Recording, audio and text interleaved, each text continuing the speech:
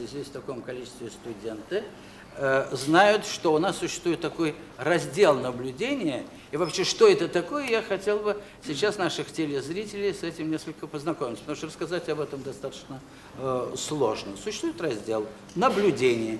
Сейчас студент второго курса покажет упражнение зачетное, которое было показано им в прошлом году.